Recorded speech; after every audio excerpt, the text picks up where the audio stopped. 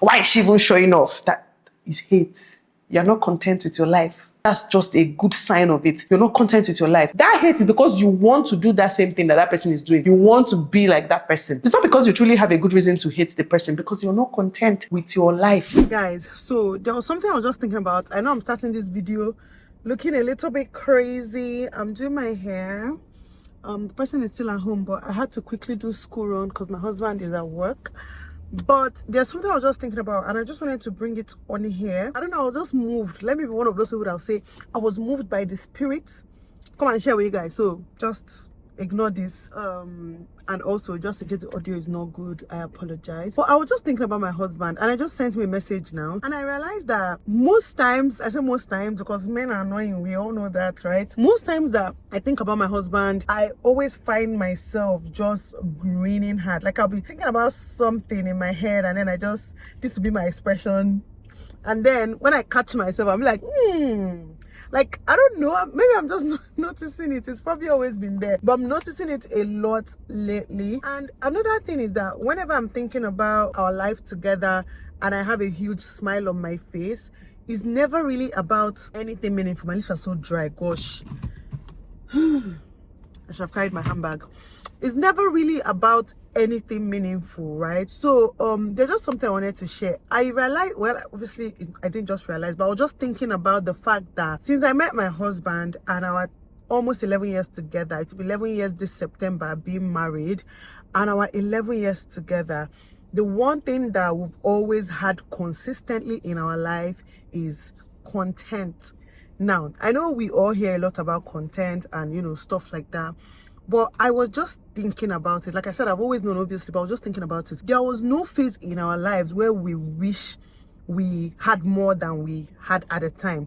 Obviously, every human being is working hard to make more money, to grow, and all that good stuff.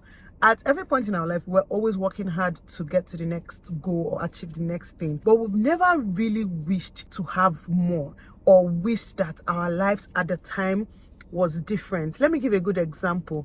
Obviously, people might think this is not a good example, but it's a fantastic example to me. Like when I went to have my second son, I don't know if I've shared this story on YouTube before actually. I had my second son in Houston. Now, if you know me on YouTube, you know that my sister Choma lives in Florida. So obviously the logical thing that we would have done then was to go to Florida and have my baby when my sister will be very useful to us. I did have Kobe in Florida. When we had Kobe, we're young, we don't have a lot of things to do with money. So I think Kobe's birth that time, everything cost me about $20-something thousand. You know, like the epidural, doctor, hospital bill, pediatrician. You guys know all the bills they stack up with. So Kobe's birth cost us $24,000-$25,000 back then. And when it came to Kaito Stone, we did not have that kind of money. And Kobe's birth, I flew Delta, you know, now straight flight. We didn't have money. We could have borrowed money. We could have asked for help. We could have asked his dad. We could have asked my dad. We could have asked anybody, friends, family, whatever. But I entered Qatar and flew 17 hours. 17 hours. Ugh, when I think about that thing now, I tell my husband, you freaking owe me. I always tell my husband, you freaking owe me. I was pregnant. I flew 17 hours. So 9 hours to Qatar, 17 hours to America. I had my baby in Houston. And I wasn't even with my sister, who was obviously usually very helpful to me. My kids are here. I'll have to continue the gist. I'm sorry, I know the gist is sweet. We'll continue soon. Okay, guys, I'm back. Why am I sounding like Gossip Girl? Anyways, I am back. Nelo here. So I started this video in my car. It was a very impromptu thing, and I didn't want to forget. That's why I was like, you know what? Let me just start this video in my car.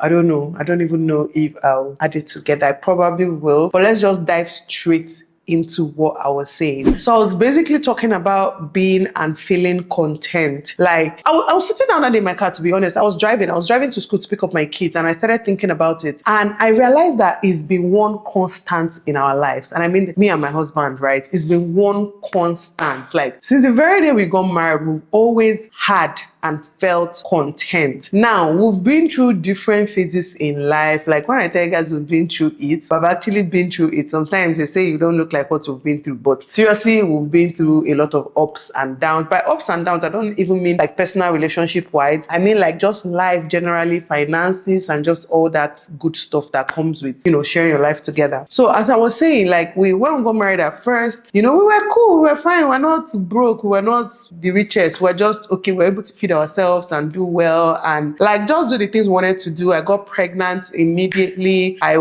had my baby in Florida, and like I was telling you guys, I paid about $25,000. I don't know, this is just the bills, or this minus the shopping and every other thing that came with it. And at that time, Nigeria was still good, you see. Nigeria was still a bit sweet. I remember when I had COVID, the exchange rate, that's when the exchange rate got to 190 something naira. And we were even angry. We were angry, we were mad. How can it go from 150 to 190 something? We were mad. If only we saw the future, okay? We would have borrowed money to buy all the dollars in the world. Anyways, yeah, it was good. 20 something came, blah, blah, blah. Then came the time that we wanted to have Kaito. Now, the thing is, when we wanted to have Kaito, at that time, we had already invested in some things. We've bought like land and stuff like that. And we didn't, even though we started really all those investments, like immediately we got married. I don't know if I've told you guys on this channel before. We used like our wedding money, our gift, and all the gift that was given to us in cash, and all the money that was paid to us in cash. Like we literally bought land with it immediately. Like I think we bought 2 plots that year. Immediately we finished. So at this time, even though then we're still fine, but by the time I was pregnant for Kaito, things were now, I don't know, harder. Nigeria was becoming harder because for some reason we truly did not have money that period. I can't remember why, thinking about it now, but it never felt to us like we didn't have money that period. Obviously, when I say we didn't have money, we always had enough to feed and just do basic things, I guess. But I remember going to have Kaito, the option was go to my sister's house in Florida again, or go to Houston where the bills would be a bit cheaper, not a bit, a lot cheaper, and obviously lose all the comfort that comes with being in my sister's house. And I remember it not even being an option. Like there was no other option. I wasn't about to make my husband stress to start looking for money he doesn't have. We're not ones to borrow money for stupid things. Well, it's not like childbirth is stupid, but I mean, you can have a baby at home and everybody will be fine. Do you get what I mean? So it's more like a want and not really a necessity. I know people will argue the passport, blah, blah, blah, but it's still a want. No matter how you want to look at it, it's just a want. So we're not ones to borrow money to do stuff like that. Like no matter how hard life became for us, we never borrowed money for anything worldly. Like we'll have gotten money from the bank before and probably friends here and there for specific things that once the payment or whatever comes, we're giving the people back. So I'm not saying that borrowing money generally is bad, but like we're not ones to borrow money for just worldly nonsense, because that's how I see a lot of these things. And that's why I'm also talking about feeling and being content, because if you don't have that contentment, you will always want things you cannot afford. Is a fact. I literally know people that live their lives like that, wanting things they cannot afford and depending on other people always to foot those bills. It doesn't even make sense. You can't afford something. Why are you trying to do that thing? Why are you borrowing money to do something you can't afford to do? Not to even do a business or something. Why are you living in a house you can't afford to pay the rent? Do you get what I mean? Like there are options out there, but that's not the point of this conversation. Yeah, so as I was saying, we didn't want to borrow money and all that good stuff. So I did fly.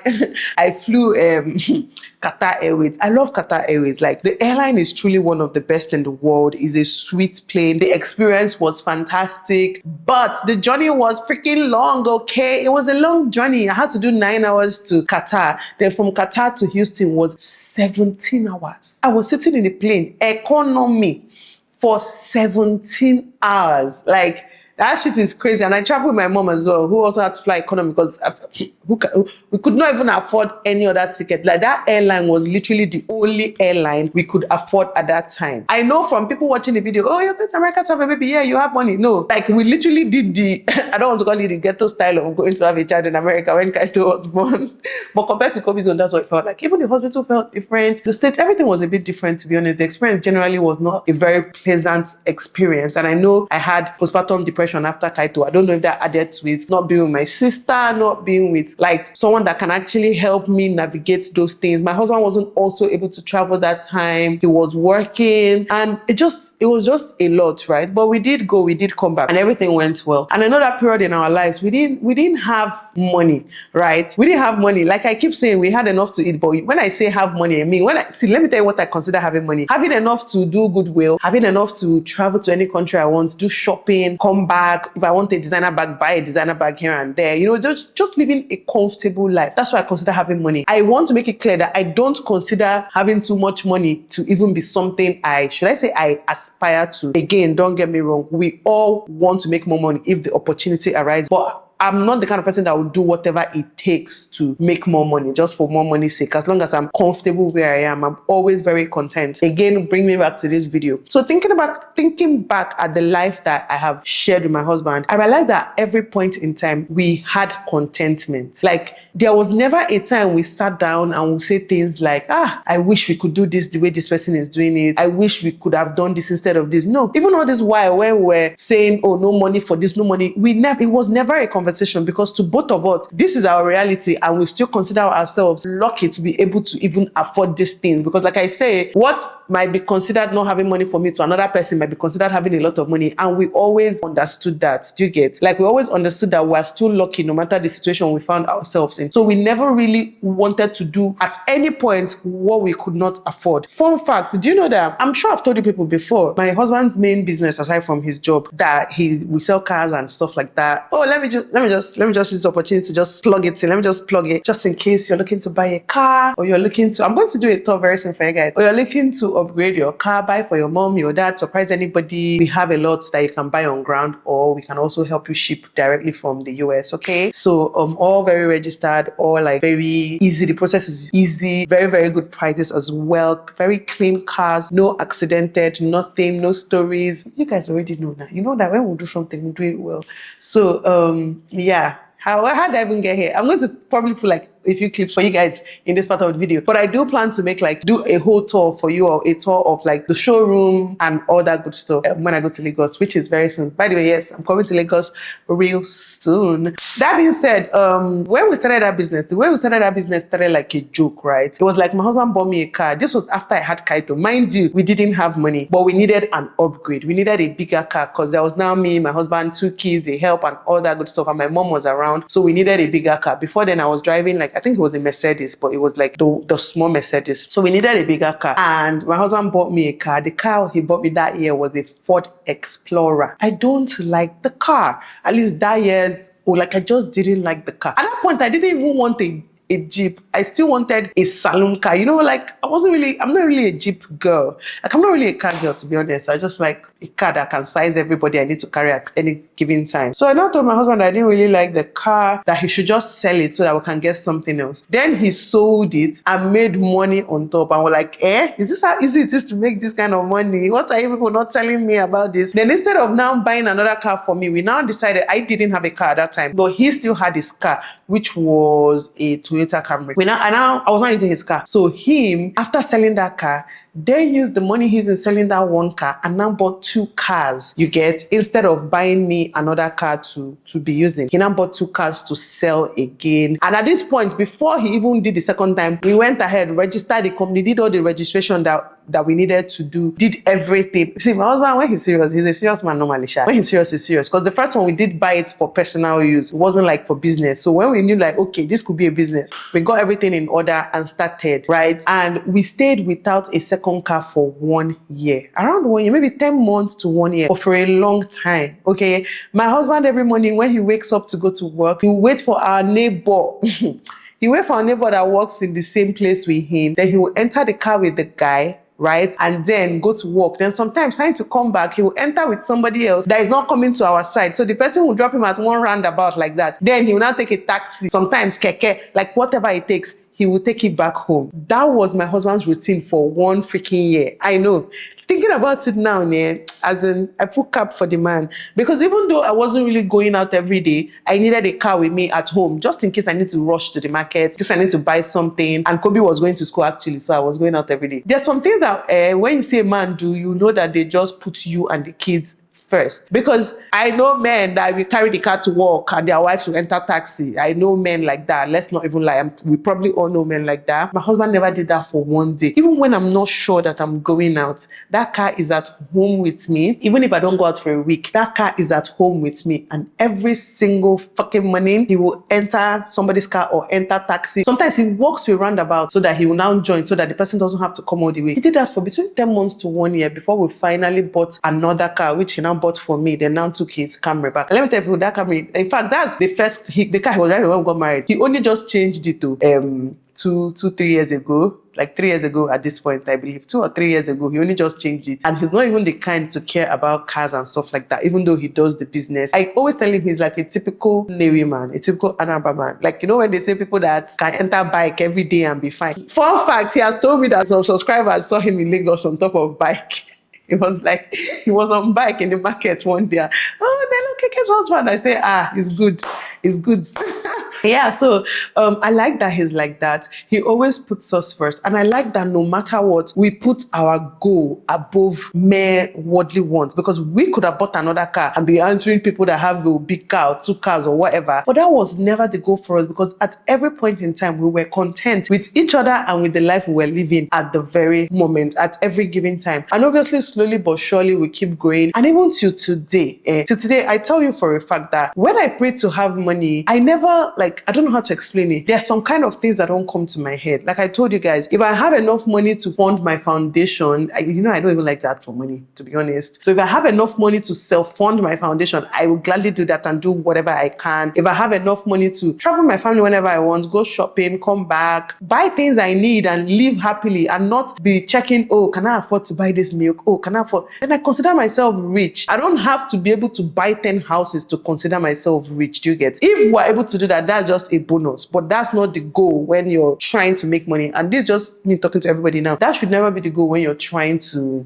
make money. Obviously, we always want to make more money. But a lot of people are now so great. Look at what is happening in Nigeria today. Look at what is happening with people in politics today. The greed has taken over. You will see somebody that is literally quartered to death, still fighting, seizing properties, taxing all of us that cannot even afford basic things, just doing whatever it takes, killing their neighbors just to get more money. That's just greed. Because at this point, you cannot even finish the money that you've stolen till you die. Your children will probably not finish it, and your children are still stealing, and your children's children will still continue. Like, what is truly the point? So it's good to always have that at the back of our head when you're trying to make money, because trust me, it is actually very easy to get carried away. Extremely easy for greed to enter. And then at that point, you and the devil, there is no difference. There's really no difference. All of you know who we're talking about here, but let's just leave that conversation. It's not me, not from my mouth, like people will hear it, but you know the people we're talking about. Anyways, going back to what I was saying, it's now so common in our society for people to live lives they can't afford. Like, I don't even think it makes sense. But apart from making sense, how sustainable is that life? Nobody should be doing anything they cannot afford.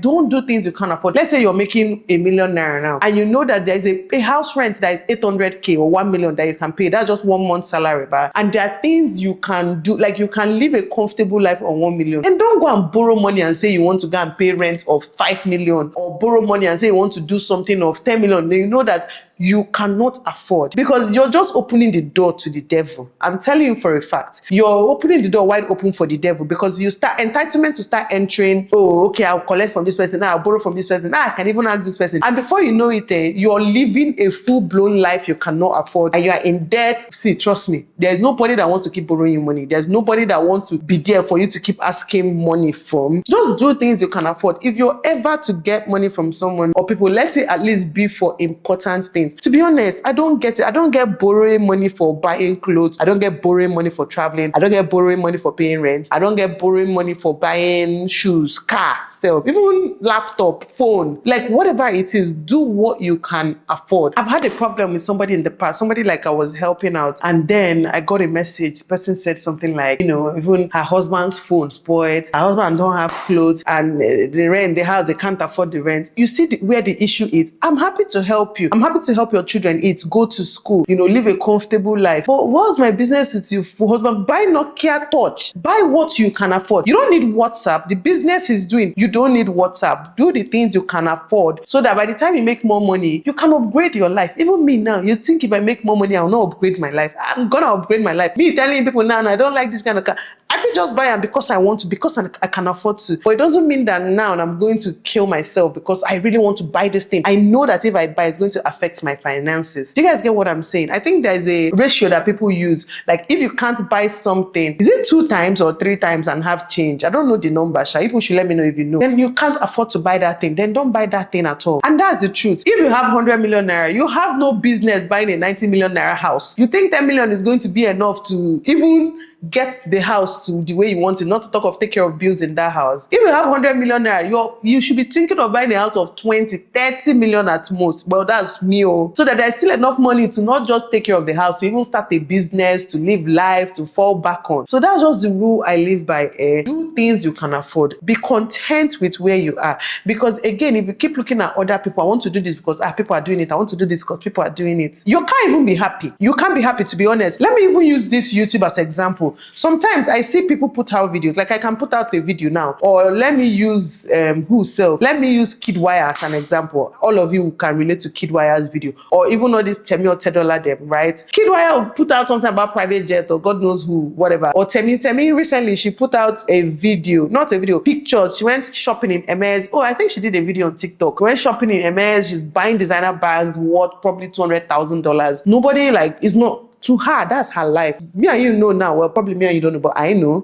I hope people know. Like, that's her life. That's not her living above her means. That's not it's just her life. She's not here coming to show off to you guys because I want to know. The same way the broke person is showing us a day in my life. I fetch water from the well. I bath. I do this. That's their life. People know those videos, right? That is their life. That's the same way somebody like Kidwire or Temi will come and enter private jets and show us their MS shopping of $200,000, or them flying private to this country doing shopping here. It is their life. They did not. Well, some of them might have that intention. I don't care. But that's what I'm trying to tell people. We shouldn't care, right? Me watching them should not start making me angry. Why is she even showing off? That is hate. You're not content with your life. That's just a good sign of it. You're not content with your life. Or I put up a video, and instead of you to be happy that, oh, let's say I put up a video, I did something. Instead of you to just be happy, oh, why is she even saying it? Why are you talking? You're just a show off. What? No, it's hate.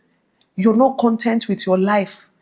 It's pure hate. Because why do I want to hate on tell me that she went shopping for $200,000. Did she take the money from me? Unless she's owing me 200K and she has not paid, there's no reason for me to get angry that she's shopping for that amount. When you see people do great things, be happy for them. Don't aspire to be like them. Just aspire for the best life you can for yourself and pray to God to guide you there. Seriously. I never pray and say, oh God, I want to have $10 million money. No. I always even ask God to use me as an instrument for his work. That's really one prayer that I take very personally. And just bless me accordingly. Bless me in a way that I can even use your blessings for good. I don't know how to explain it here. You don't hate people because people have money. It's very common. It's a very common thing on social media now. And that hate is what's making you to try to live a life you cannot afford, try to do things you cannot afford. Oh, because you're already hating on this person. And truth is that hate is because you want to do that same thing that person is doing. You want to be like that person. It's not because you truly have a good reason to hate the person, because you're not content with your life. All of us should try to be content with our life. At any point in time, be proud of your growth, your achievements, and then just pray and work towards where you're trying to go. No matter how hard life makes it, giving up is not an option. You cannot give up.